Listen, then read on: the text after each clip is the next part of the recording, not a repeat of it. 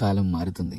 అది మన కళ్ళకు కనబడుతుంది. ఏదో తెలియని కొత్త ప్రపంచాన్ని చూసినట్టు అనిపిస్తుంది. ఆ చంద్రులో ముక్కు జారిపడినట్టుగా స్వచ్ఛమైన మంచు, చల్లని గాలి, పైగా నెమ్మదిగా కురిసే తెల్లని మంచు దిండ్లు. ఆకాశం నుంచి ఎవరో చిన్న చిన్న పూలు వేసినట్టు అనిపిస్తుంది. ఇది కేవలం చలికాలం మొదలు కాదు, నా మనసులో ఒక కొత్త తెలియని సంతోషం. రోడ్లు, చెట్లు, ఇల్లు, అసలు ఈ భూమి మొత్తం తెల్లటి దుప్పటి కప్పినట్టుగా ఉంది. ఎంత ఆనందం అయితే ఉందో అంతకంటే భయంగా కూడా ఉంది. ఎందుకంటే ఈ చలికి, మంచుకి, గాలికి బయటికి వెళ్లాలంటే భయం వేస్తుంది. ఒకసారి ఆలోచించండి, ఒక ఐస్ క్యూబ్ మన చేతి మీద పెట్టుకుని కొద్దిసేపు ఉంటే అది మన చేతిని ఎలా కొరికేస్తుందో.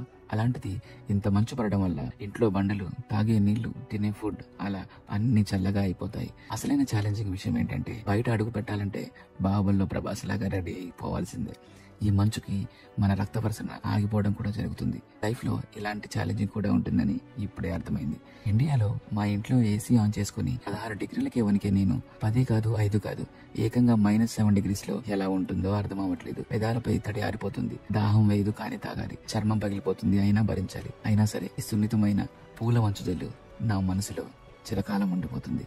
కీప్ వాచింగ్ కోబ్రోస్ ఇన్ కెనడా.